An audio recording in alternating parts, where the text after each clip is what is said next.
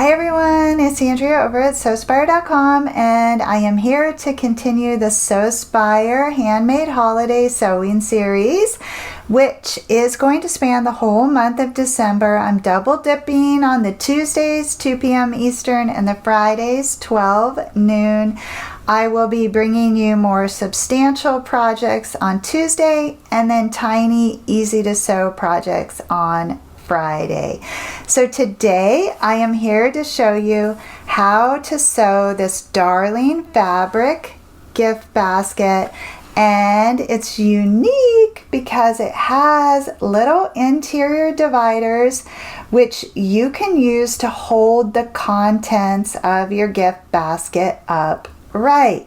And those are all padded and can be kind of shaped there to offer you the most visually pleasing configuration.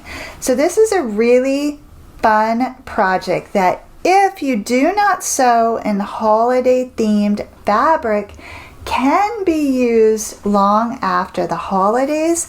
So please keep that in mind when you are picking out your fabric, although I think these little Santas are just darling, and people would be excited to have this as well, and then they could bring it out again at the holidays. So the choice is yours. For this project, I used fat quarters, and I used 1, 2, 3, 4 fat quarters. That's what this project took, plus a ½ yard of 1.5 inch webbing, as well as some Annie's Soft and Stable. I highly recommend the Annie's Soft and Stable for this project because it offers a lot of stability but does not add weight. But if you do not have access to that, go ahead and use quilt batting with SF 101 or Pellon 808 or 809 for your project. All right, so I want to give you the measurements before I show you how to sew this. All right, so across the base it's 10 inches, and then it is 6.5 inches tall and 6 3/4 inches deep. So I would say it's a medium size fabric gift basket. So this, I think, is perfect for like wine, snacks, beverages, chocolates, a movie night basket, or like a beauty or cosmetic like spa basket. This is definitely ideal for those types of items, and you have the 2 sturdy handles on the side. You also have the option, if you wanted, you could fold over the side to make it easier to load, or depending upon your fabric choice, that might give you another means of styling it. And then if you wanted, you could pop this in a cellophane shrink wrap bag and shrink that up and put some pretty bows on it. It just really is darling, and I'm super excited to show you how to make this. So shall we get started? Okay, so for the exterior, you are going to need 2 side panels which are 8 by 8, and I have used the Annie's Soft and Stable to back those. And this is going to give the basket stability without adding weight. And so there are 2 side panels, one of which the handle will be attached to, and again, those are 8 by 8. And then there are 3 body panels which are 11 inches by 8 inches, and all of the exterior panels are backed with the Annie's Soft and Stable, which is a lightweight foam material, and it's non-fusible. So I have put a couple rows of stitching across each, no particular order or spacing on those, just to securely attach the fabric to the Annie's Soft and Stable. So the first thing I would like to do is show you how to craft this strap. So the strap is made from the 1 1/4 inch pre-made webbing, and then I have taken a 3-inch wide piece of the fabric and pressed over the long edges twice so that I end up with a 1 1/2 inch wide frame there that I can then tuck the webbing inside of. And both my strap and my fabric are 9 inches long, and that's what that looks like.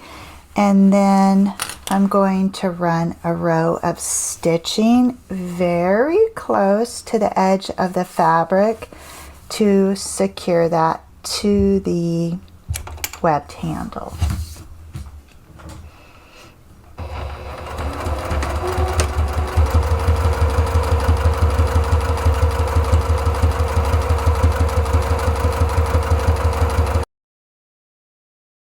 And that's what the handle looks like.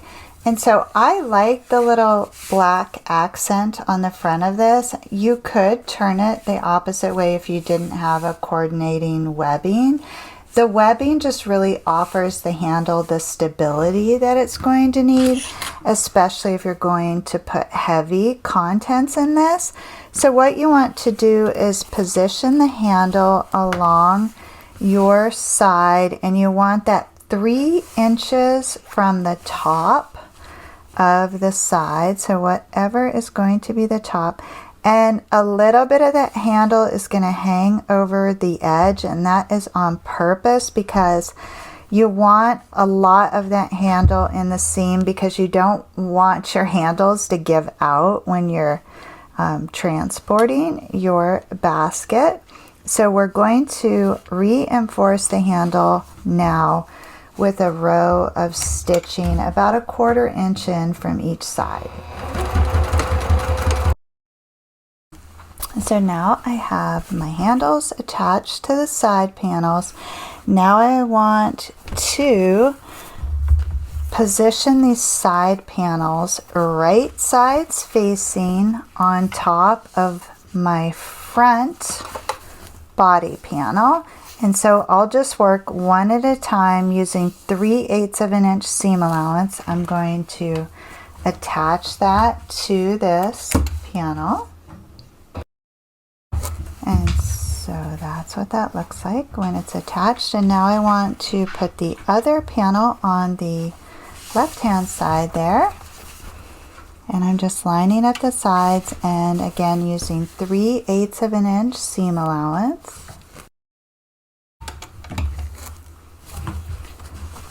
And so now I have a tri-folding panel here.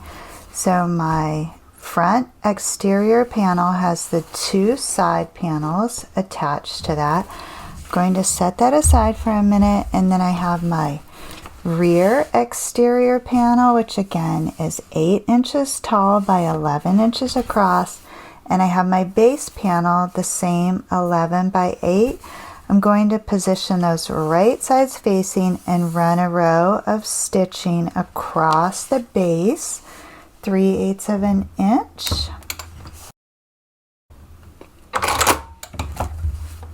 And then that creates a 2-way panel. I want to bring back over my 3-way panel, and I want to position the base along the bottom of that 3-way panel, and I want to stitch seam to seam, which is different than end to end. And that gives me my large T, which is why I call this the T method. And so the next step in this process is to align the base of the side with the side of the base, and I'm just stitching seam to seam again. And then I have one side attached. I want to repeat that on the opposite side. I'm just aligning the base of the side with the side of the base and stitching seam to seam. And then my stage is set, and all I have to do is raise up this remaining side here and align the side of the rear with the side of each side, and I'll be stitching from the top to the seam.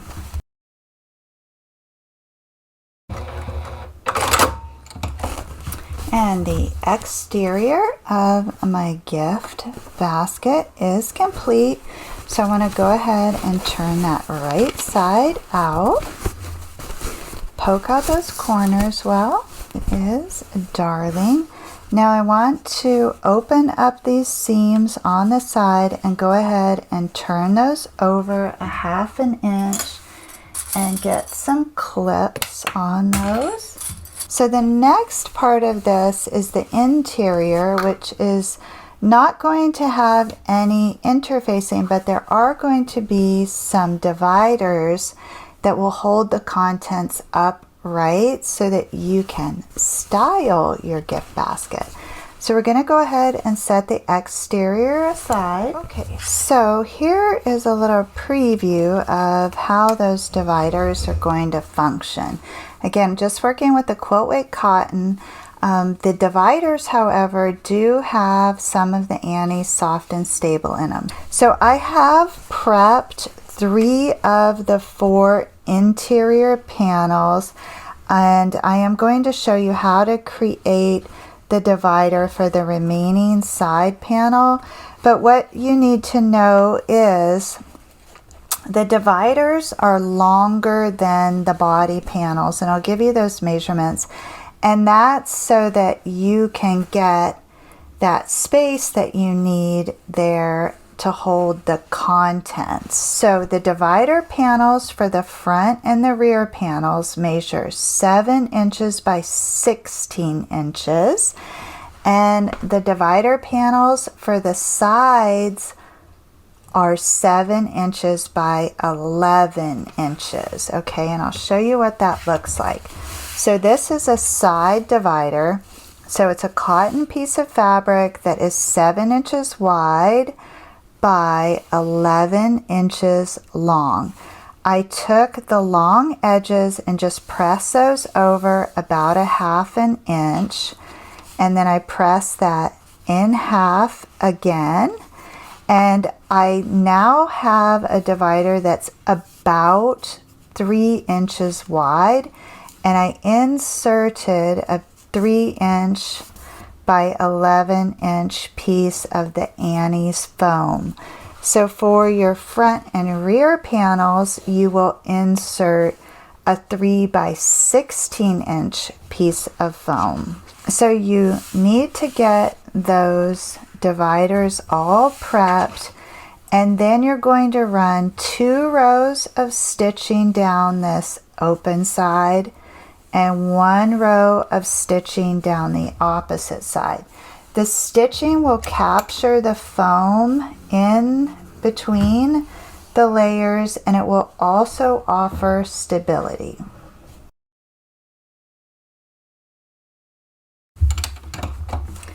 And that will create a nice padded divider or holder here that will, because of the foam, stand up and away from the side of that.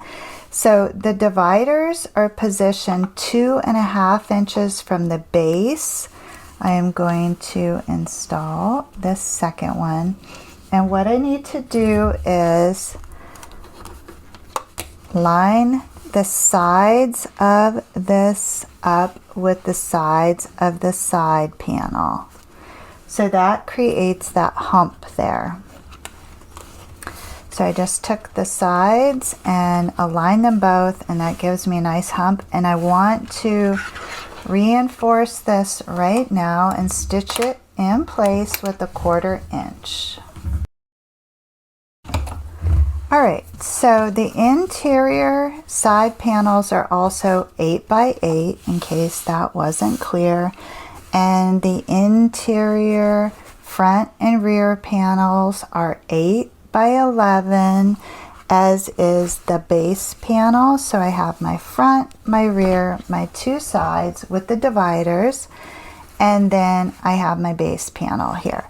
So now I'm going to use the exact same method of construction, the T method of construction, and I am going to position my side panels on my front panel, and I'm going to have to push all of those dividers over, and then using 3/8 of an inch seam allowance, I'm going to attach that side to that front body panel.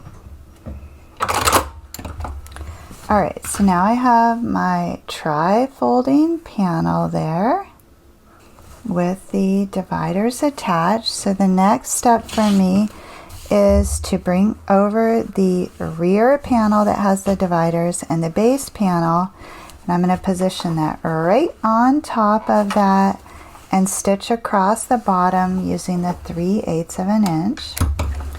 So I have my 2-ply panel here. This is the base, this is the rear. I want to bring over the 3-ply panel, and I'm going to align the base of my base with the base of that center panel there, and I'm going to stitch seam to seam. And now I have my big T there, so the base is in the center here, the rear, the front, and the 2 sides. And the next step for me is to attach the base of the side to the side of the base, and I'm going to be stitching again seam to seam. And then you can see the stage is set. Now I need to raise up that last wall, and I'm going to have to take care to push the dividers out of the way and keep those sides straight, and I will be stitching from the top to the seam.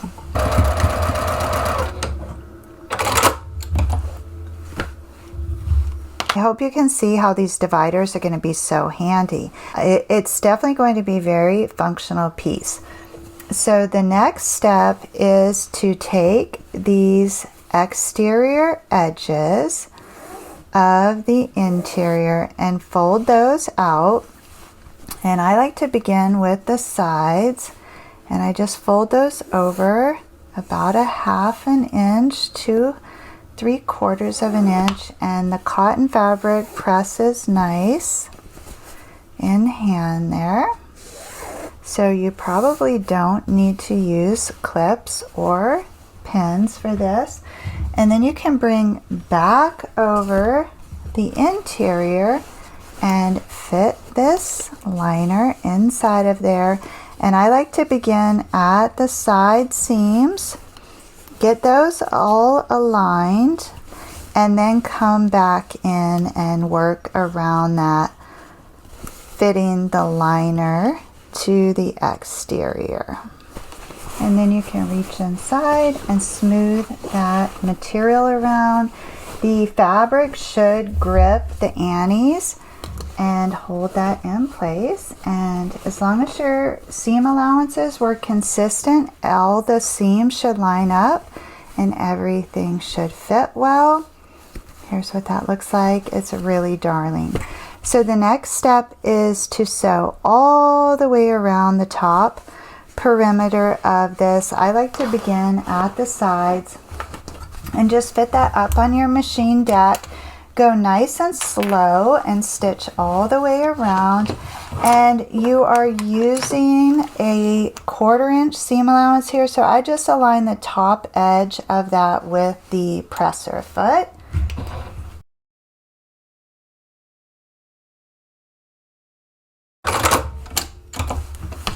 Alright, and I made it all the way around. This is such a fun, functional sew, and your recipients can use this long past the holidays if you select non-holiday fabrics. So that's something for you to consider. Maybe you could make it from their favorite colors, or some other non-Christmas themed fabric that they would like or would match their room or space. All right, this turned out awesome. I absolutely love it. And you have so many options because you can use the fat quarters.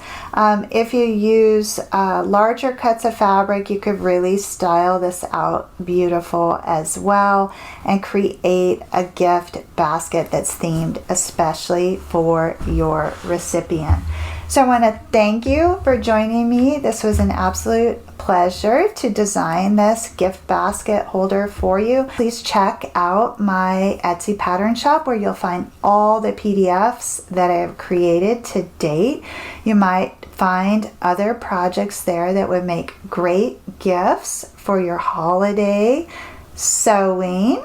And then I want to invite you all, if you haven't already had the chance, to please give the video a thumbs up and subscribe to the channel. It means a lot to me, and I will be looking forward to seeing you on Friday at 12 p.m. Until then, as always, please know the creative genius in me will be celebrating the creative genius in you.